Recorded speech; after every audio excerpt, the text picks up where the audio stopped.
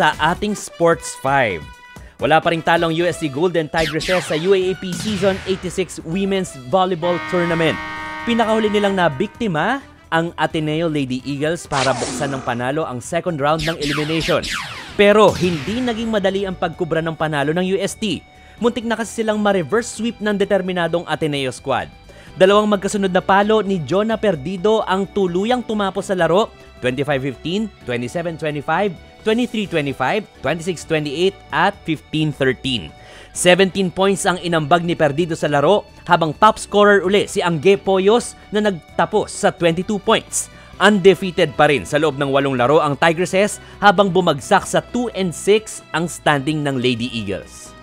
Samantala, binuksan ng NU Lady Bulldogs ang Round 2 ng UAAP Season 86 Women's Volleyball Tournament sa pamamagitan ng pagpapatumba sa UP Lady Maroons. Kinailangan ng 4 sets ng NU para makuha ang panalo 25-21, 30-32, 25-17 at 25-19. Nagtandem sina Evangeline Alinsug at Micaela Belen para pangunahan ng ratsyadang Lady Bulldogs matapos nga pong magtala ng 24 at 21 points. Nagtala naman ng 15 blocks ang UP sa 7 ng NU pero hindi ito sapat para mapantayan ang mainit na palo ng Bulldogs.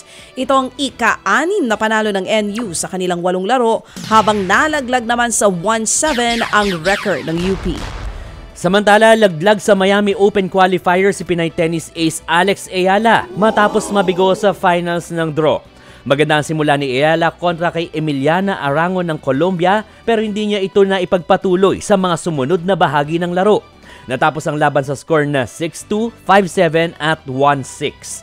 Katunayan, lamang sa second set si Ayala, 5-3 pero nag-cramp siya kaya nakabalik pa at kalaunay nanalo pa si Arango. Kapuri-puri pa rin ang naging kampanya ni Ayala dahil ang isa sa mga naging panalo niya ay kontra kay world number 97 Sara Errani ng Italy. Itong unang beses na nakatalo sa Ayala ng sino mang nasa top 100 ng world rankings. Samantala, handa na ang pambato ng Pilipinas sa World Figure Skating Championship sa Montreal, Canada. Kakatawan para sa bansa sina Isabella Gamiz at Alexander Korovin sa first event ng Worlds. Gumawa ng kasaysayan ng dalawa noong nakaraang taon matapos maging unang pares mula Southeast Asia na nakapasok sa Figure Skating Worlds. Defending champion sa kategorya sina Riku Miura at Ryuichi Kihara ng Japan na lalaban din ngayong taon.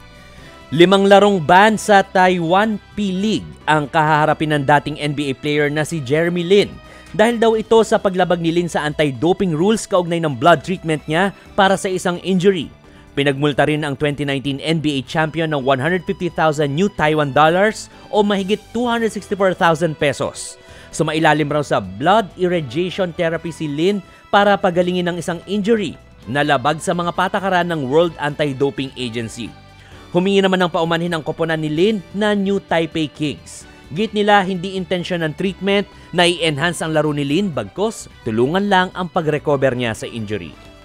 Ted Filon at DJ Chacha ngayon nasa Radyo 5 92.3 News FM Monday to Friday 6 to 10 a.m.